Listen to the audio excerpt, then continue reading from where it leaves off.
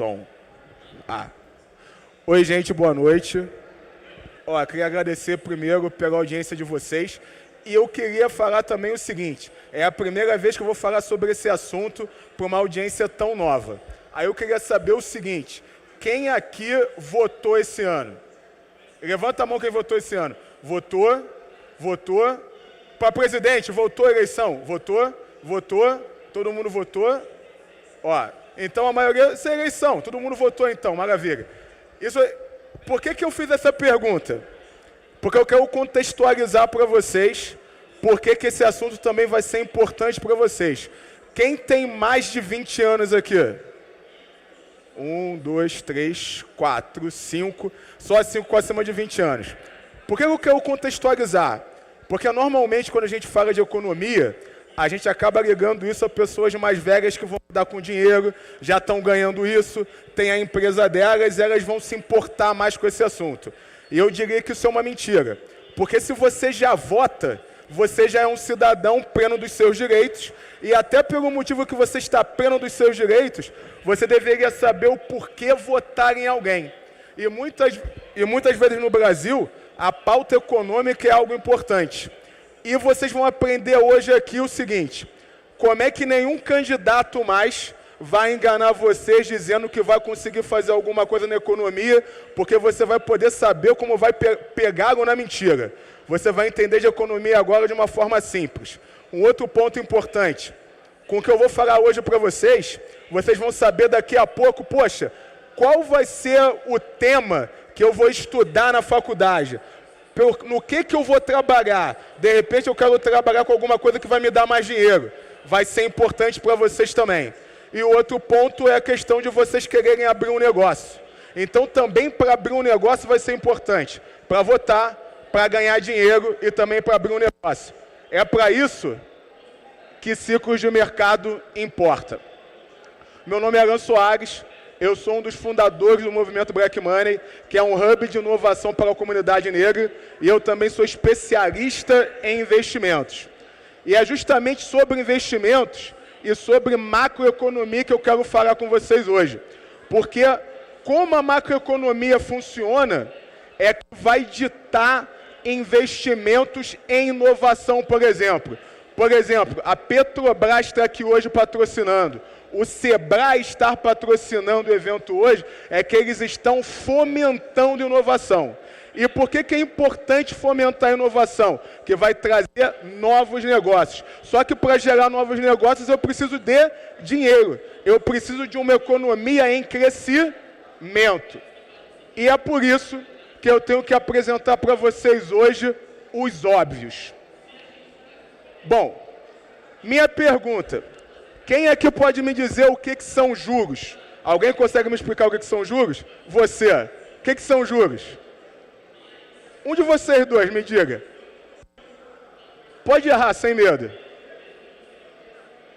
De novo? Beleza. Ele falou que juros é uma taxa. Só que juros, no entendimento coletivo, ele parece que é só uma taxa. Só que quando você vai entender de investimentos, juros, na verdade, é o valor do dinheiro no tempo. Então, quer ver uma coisa? Quando você quer comprar uma casa, tá falando alto. Quando você quer comprar uma casa, você vai lá no banco e vai fazer um financiamento, você vai pensar assim, poxa, se eu financiar, ao final desse período, ela vai estar 3 vezes mais cara. Por quê?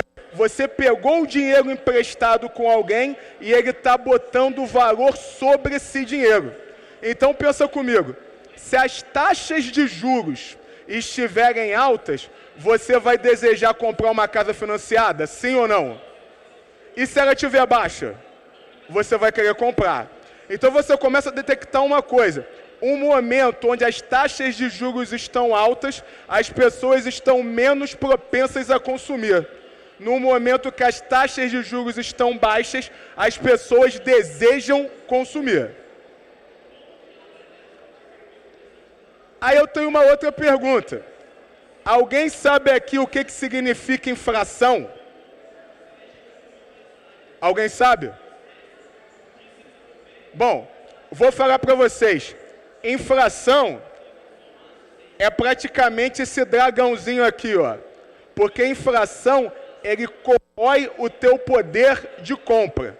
Imagina o seguinte, eu acho que vocês vão lembrar que há pouco tempo atrás vocês compravam uma lata de Coca-Cola por R$2, né? R$2, R$2,50, e hoje em dia vocês estão pagando R$5, e de vez em quando em restaurante está pagando R$10 na lata de Coca-Cola. Por que a Coca-Cola subiu de preço? Isso é a inflação. Quando é que eu tenho inflação? Normalmente é o seguinte, o governo começa a imprimir muito dinheiro, ela imprime mais dinheiro do que a gente tem capacidade de produzir, então está com muito dinheiro na economia, o produtor ele aumenta o preço desse produto, porque ele não consegue produzir na mesma velocidade. Então, inflação é a perda do teu poder de compra. Vamos trazer para a nossa realidade de novo. No momento atual, vamos pensar na época da pandemia. Na época da pandemia, vocês viram os preços subindo ou os preços caindo?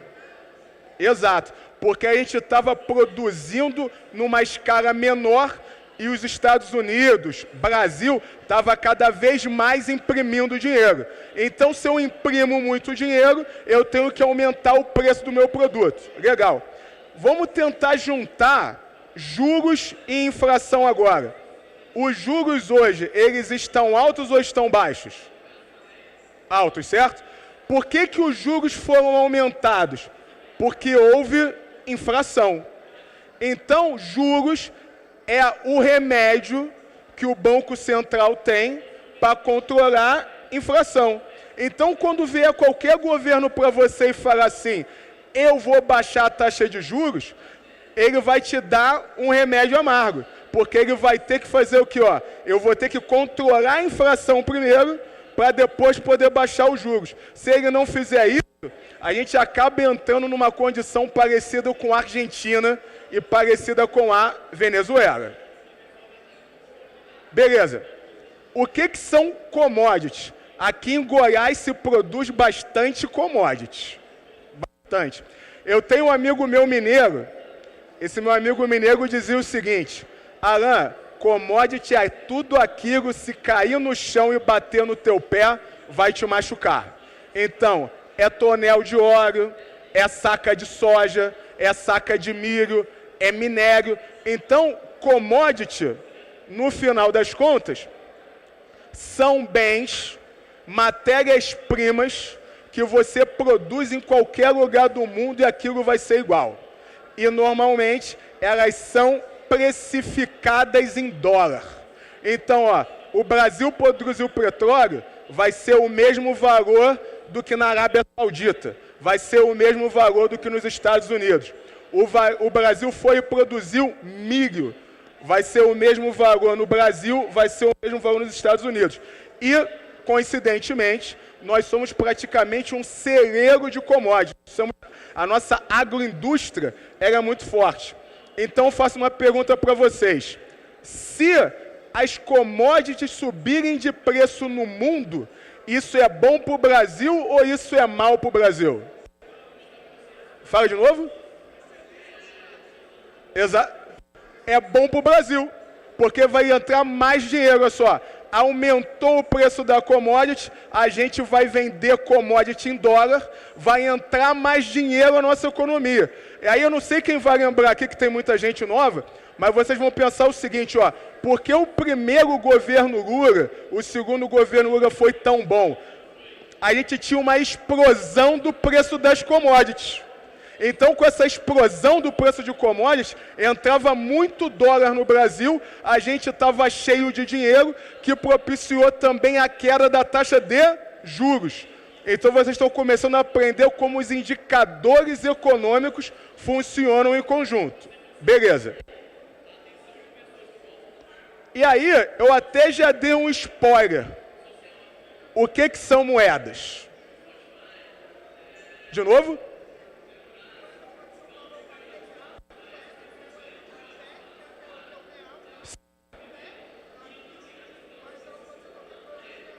Exato. O nosso amigo acabou de explicar para a gente o seguinte, moeda é aquilo que a gente consegue emitir troca. Então, é tudo aquilo que eu consigo dar valor e isso me torna um instrumento de troca. Então, o real é uma moeda porque eu posso entrar aqui, eu quero comprar a blusa dele. Te dou R$100, ele me dá a blusa. Ah, eu quero entrar na Campus Party, paguei R$50, entrei na Campus Party, quero comprar um carro. Dou R$100 mil, comprei esse carro. Só que eu acabei falando de real, dólar, são moedas fiduciárias, que são moedas controladas por algum banco central. Vocês que são jovens, estamos aqui numa feira de inovação praticamente, todo mundo aqui conhece Bitcoin e Ethereum, né? Aí, se alguém aqui não sabe o que é Bitcoin e Ethereum, vocês estão no lugar errado demais, né? Na Campus Party, não saber o que é isso, vocês estão bem errados. A Bitcoin e o Ethereum, eles são moedas digitais. Mas por que elas são chamadas de moedas? Porque elas também têm o poder de troca. Eu posso chegar aqui e falar, pô, irmão, te dou um Bitcoin e tu me dá a tua blusa. Tu troca comigo agora? Troca agora. Então, ó, ele tem poder de troca. Ele tem esse poder de permuta. Bom, eu acho que eu cheguei na parte mais difícil agora. O que são bonds? Eu vou tentar já traduzir aqui. Alguém sabe o que é o Tesouro Direto? Alguém sabe? Levanta a mão se alguém sabe. Ninguém conhece o Tesouro Direto? Ó, 1, 2, 3, 4, 5, beleza. Então vocês devem saber o seguinte. No Tesouro Direto, se de repente você vai lá e coloca R$100, você de repente daqui a um ano vai ter na tua conta quase que R$112, praticamente. Porque o Tesouro Direto, quando você investiu o teu dinheiro, ele disse que ia te pagar em juros, que é praticamente a primeira coisa que eu falei lá no início. Então, quando você compra bonds, quando você coloca teu dinheiro no Tesouro Direto, você está comprando um título de dívida, beleza? Só que quando você for lá e deu o dinheiro para o Tesouro, tu deu o dinheiro para a União. Quem está te devendo dinheiro é a União. Se você vai lá no Santander, se você vai no Itaú, você dá dinheiro para ele, você comprou um CDB, um título de dívida do banco. Se você vai lá e compra debêntures da Vale do Rio Doce, você emprestou dinheiro para a Vale e ela te deu em debêntures. Só que aqui no Brasil a gente acaba tendo um nome para cada coisa. Nos Estados Unidos eles chamam direto de bonds. Então, quando eu compro o título do governo americano, eu estou comprando bonds. Quando eu compro um título de dívida de uma empresa americana, eu também estou comprando bonds. Maravilha. Então, se eu empresto dinheiro para a empresa, ela está utilizando esse meu dinheiro para botar para mais investimentos. Quando eu ponho o meu dinheiro no banco, no CDB, o banco pegou o meu dinheiro para poder emprestar para outras pessoas. Se eu dou meu dinheiro no Tesouro Direto, é porque praticamente o Brasil não tem dinheiro suficiente para honrar seus compromissos e ele precisa de pegar o dinheiro emprestado com a gente. Beleza?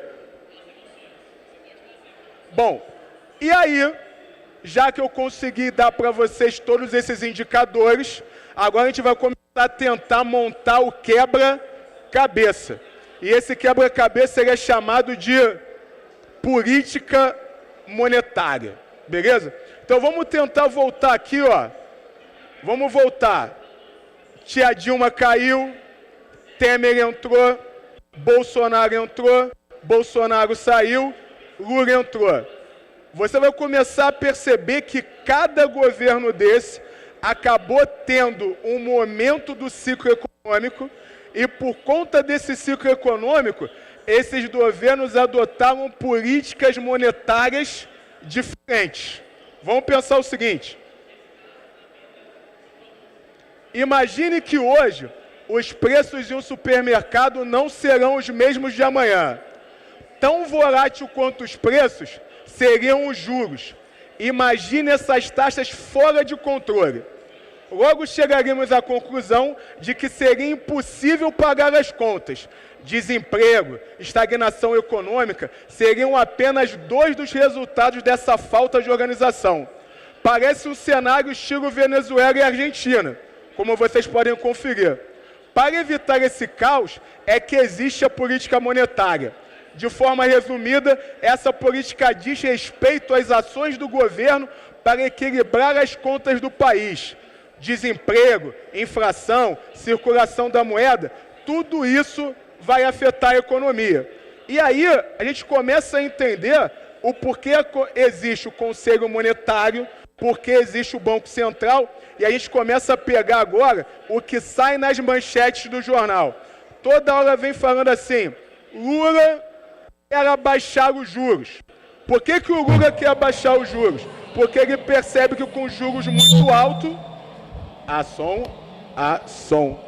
ele percebe que com juros muito altos, a atividade econômica ela fica espremida.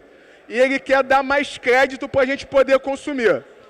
Num outro governo, você poderia ter você viu que teve uma política de aumento dos juros, justamente porque eu tinha uma inflação muito alta. Então você vai ver que esses indicadores, eles vão acabar estando coligados uns com os outros, justamente por qual é o objetivo da política econômica naquele momento. Manter a inflação sob controle, estimula o crescimento econômico. Então, voltando, se eu aumento os juros, eu estava com pico inflacionário. Beleza, aumentei os juros. Agora que a inflação começou a cair, eu começo a diminuir os juros. Para quê? Para dar estímulo ao crescimento econômico. Então, você vai verificar que, devido ao momento do mercado, você vai ter políticas econômicas diferentes. Você pode ter uma política econômica expansionista, que é quando você diminui juros, ou você pode ter uma política econômica contracionista, que você vai aumentar a taxa de juros. E a cada momento desse você vai ter os seus efeitos. E aí, eu quero falar dos ciclos de mercado. No ciclo de mercado, você vai começar a perceber o seguinte: se você tem um aumento de juros, você acredita que você vai ter desemprego ou você vai ter mais gente sendo contratada? Vou repetir, ó. Levanta a mão quem acredita no seguinte: se eu tenho mais juros, vai ter mais emprego? Levanta a mão quem acha isso. Se eu tenho aumento dos juros. Se eu tenho mais juros, vai ter mais desemprego? Levanta a mão quem acha. Exatamente. Se eu aumento a taxa... Oi? Exatamente. O que acontece? Quando você tem esse aumento da taxa de juros, é porque você está tendo uma contração da economia. Então, normalmente, esse empregador vai começar a prover demissões na empresa. Então, esse daí são os ciclos de mercado. O mercado ele não vai estar sempre bom. Essa ilusão que tudo vai estar mil maravilhas é mentira. A gente vai ter momento de expansão, que a economia vai subir, e vai ter momentos de contração, que a economia vai cair. E por que é isso importante para você que quer empreender, principalmente para o empreendedor? Porque você tem que, quando vai montar a tua estratégia, principalmente a tua estratégia de captação de recurso, quando a economia está expansionista, é muito mais fácil você conseguir dinheiro, porque o custo do dinheiro está baixo. Vai ser mais fácil você pegar dinheiro. Quando você está com juros muito altos, o investidor ele está com medo.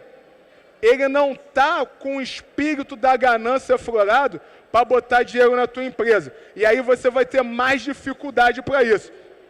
E isso é importante, porque se você não consegue prever o ciclo de mercado, você toma estratégias equivocadas, começa a ter muitas promessas no teu negócio, que você não vai conseguir cumprir e não vai ter caixa suficiente para manter isso. E vocês viram nos 2 últimos anos várias startups quebrando justamente por conta disso. O cenário mudou e essa pessoa não conseguiu captar dinheiro. Beleza. E aí, eu queria mostrar isso daqui para vocês graficamente, que eu acho que vai ter um entendimento um pouco melhor. Os ciclos de mercado, como a gente percebe a economia, é diferente do comportamento do investidor.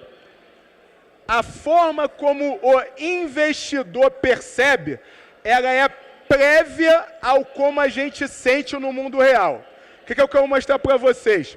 Essa onda verde aqui é como se eu, o investidor que quero colocar dinheiro numa empresa ou quero investir no mercado de ações, eu estou percebendo o mundo. Aqui é como o mundo está agindo de verdade. Então vamos supor, hoje vocês me disseram que a taxa de juros no Brasil está alta, certo? Normalmente com taxa de juros altas, o preço das empresas deveria cair, concordam comigo?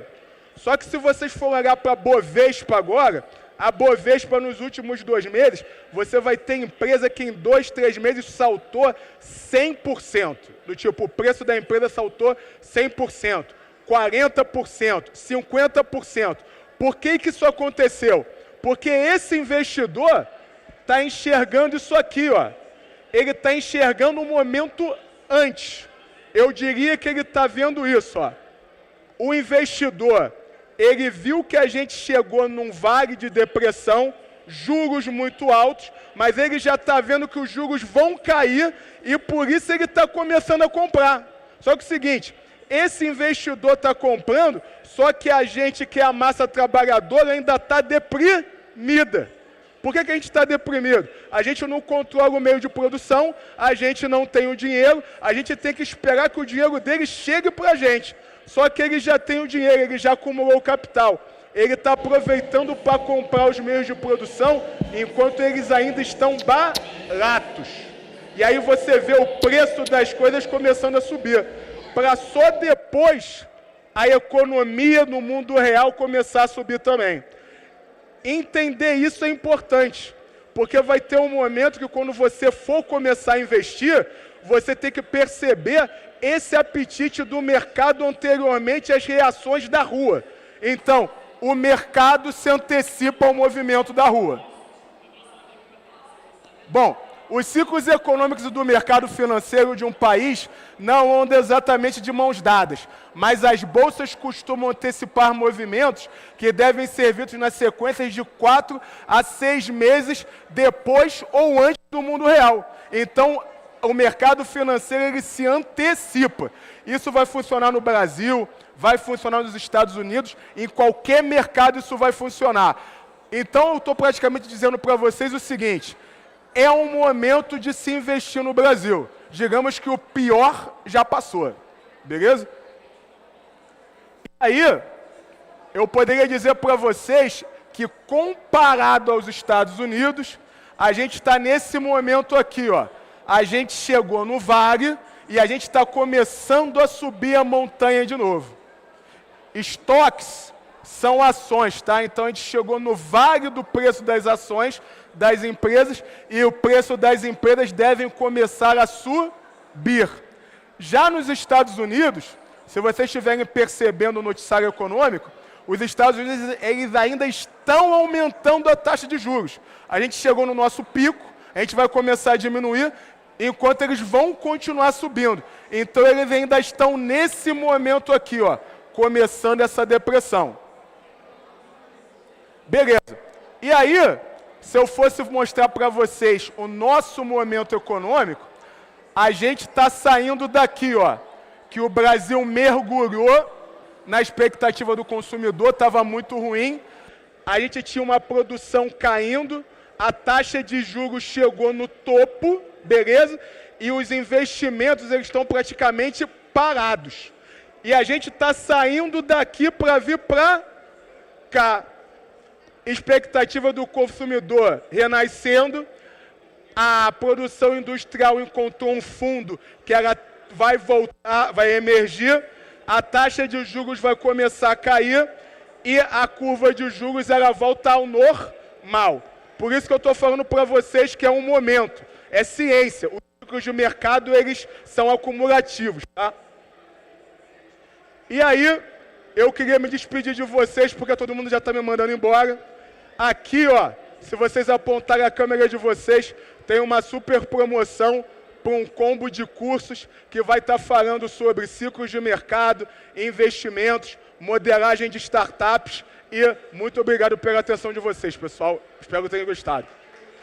Obrigado!